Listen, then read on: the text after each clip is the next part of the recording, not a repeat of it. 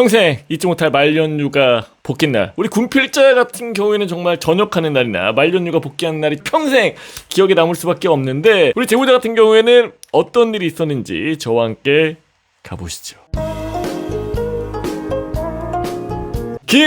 보내주신 사연이고요. 안녕하세요, 조선님. 저는 09년 1월 군번으로 강원도 춘천의 땡땡 정비대대에서 군생활을 했습니다. 저희 부대는 대대급이지만 본인이 생활했던 1중대만 대대에서 주둔을 하고 나머지 중대는 영예 중대라서 경계 근무가 많다는 점 이외에는 정비대 특성상 훈련이 빡세지 않아 그리 힘들지 않게 근무를 했습니다. 그리고 어느덧 시간은 흘러 전역을 앞둔 말년 병장이 되었습니다. 하지만 어느 날 저희 대대에 부대 이동 훈련이 잡혔다는 소문이 돌더군요. 이런 안 좋은 소문 같은 경우에는 거의 진실일 확률이 굉장히 높습니다. 좋은 소문은 진짜 소문일 뿐이고 안 좋은 소문은 100% 내일이야. 전역 60일 전 6.25 훈련을 다녀온 저는 망연자실을 했고, 부대 이동 훈련은 총 3박 4일 훈련으로 훈련일이 저희 말년휴가 출발 약 2주 전으로 잡히면서 저는 군생활 마지막이 이렇게 꼬이나 싶어 죽고 싶었습니다. 사실 말년에 훈련 할 수도 있습니다. 뭔 소리 할 수 없어. 얼마나 빡치는 일인데 그게. 나 못해.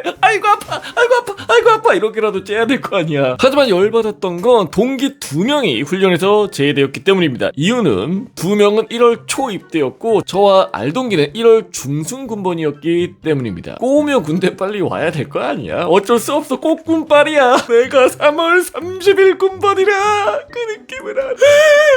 시간을 흘러 동기들은 자순아 같이 훈련하고 전역하고 싶은데 아쉽다 라는 장난을 치더군요. 저는 휴가 전날 전쟁 난다. 그럼 우리 같이 집에 못 가 라며 전쟁 드립을 쳤습니다. 그렇게 동기들은 저와 알동기를 남겨준 채 말년휴가를 출발하였습니다. 하지만 하늘은 저를 버리지 않았습니다. 어찌된 일이니 갑자기 훈련이 연기되었고, 새로 잡힌 훈련 날짜는 제가 말년휴가 복귀 날에 시작하는 것으로 잡히면서 저는 자연스럽게 알동기와 훈련에서 제외되었습니다. 만약에 정말 이렇게 훈련이 뒤로 밀려서 내가 훈련을 안 뛴다? 만약에 내가 내무실에 있어? 진짜로? 진짜? 이런다.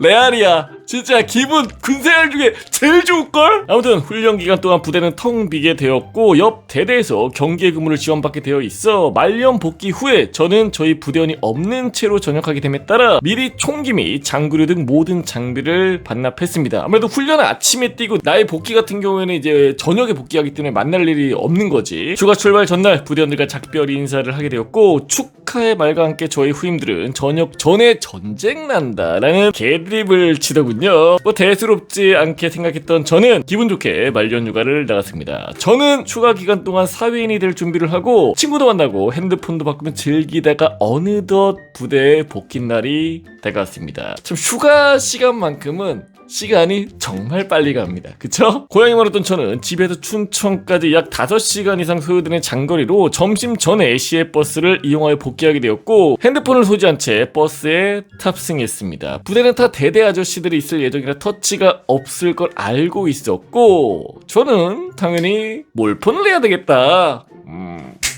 A급이야.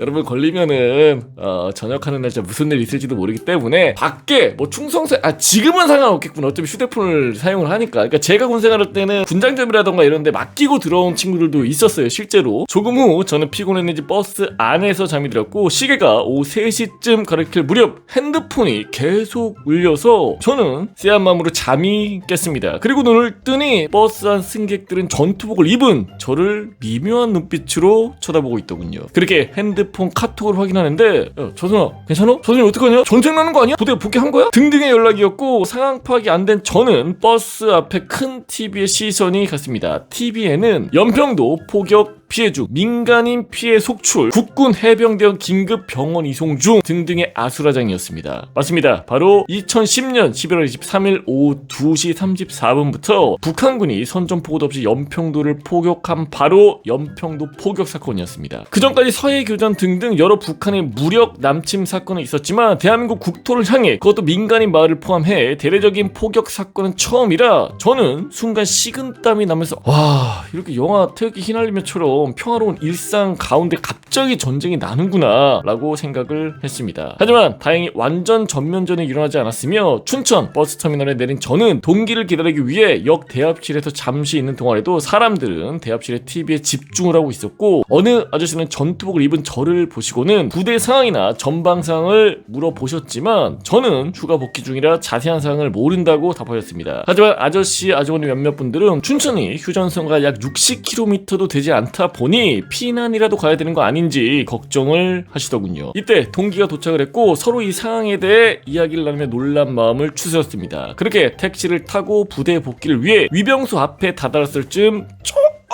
멀리서 두 돈반 트럭에 사주 경계를 하고 위장 크림을 덕지덕지 바른 군인들이 저희 부대 안으로 우르르 들어가고 있었습니다. 그 인원들을 자세히 보니 우리 부대 인원들이었고, 물어보니 포격 사건으로 인해 부대 이동 훈련은 취소가 되고 해당 주둔지 경계 명령을 받고 복귀 중이었다고 했습니다. 참 후임들이 듬직해 보이기는 처음이었습니다. 그렇게 유병소 통과 후 마주한 부대는 난리도 아니었으며 평소 잘 거치하지도 않은 대공학이 거치, 경계근무 강화, 상급 부대 보고 등 쏟아지는 일에 후임들은 바빴지만 저와 동기는 장구류도 총도 없고 위장도 안 하고 생활관에서 멀뚱거리며 대기를 하고 있었습니다. 사실 뭐 할 수 있는 게 없죠. 다 반납하고 이제 저녁 복귀했기 때문에 되게 뭐 이런저런 뭐 하기도 애매한 거지. 조금 후 후임들은 일과를 마치고 저 모임에도 불구하고 환복하지도 않고 취침 시에도 전투복과 소총을 아는 채로 취침을 하게 되었습니다. 잠시 후 취침 상태를 확인하러 오신 중대장님은 저를 보시고는 총기는 어디 갔냐 물으셨고, 저는 저녁 때문에 미리 반납해서 없다고 하니 옆에 빗자루를 주시며 이거라도 안고 자라 라고 장난을 치시며 그동안 고생했다는 따뜻한 말씀을 하시곤 사라졌습니다. 시간은 흘러 저녁 당일 대장님께서 각종 회의와 보고 등으로 바쁘셔서 신고는 행보관 약식 신고로 대체가 되었으며 눈 내리는 부대를 뒤로하고 무사히 전역을 하게 되었습니다. 그 후로 약 13년이 흐른 저는 가끔 뉴스에서도 연평도 포격 사건이 다뤄질 때쯤 그날이 생각이 나곤 합니다. 당시 대한민국 영토 수호를 위해 고생하시는 국군 장병 여러분께 감사드리며 그날 포격 사건으로 인해 피해를 입은 민간인 분들과 안타깝게 전사하신 해병대원 고 서정우 하사, 고 문강욱 일병에게도 감사의 마음과 위로의 마음을 담아 글을 마칩니다. 이렇게 이제 보내주셨는데요. 정말 평생 기억에 남을 것 같은 저녁 복귀 날의 일이었을 것 같아요. 저도 이제 TV를 보면서 순간 우리나라가 아닌 줄 알았어. 이렇게까지 한다고? 실제로? 그래서 정말 깜짝 놀랐던 기억이 있는데, 뭐가 되었든 간에 그때 당시에 또 근무하셨던 해병대원분들도 계시고 지금도 연평도에서 열심히 나라를 위해 지켜주시는 현역 군인분들이 계실 텐데요. 늘 화이팅하고 저 효자손이 응원하도록 하겠습니다. 충성!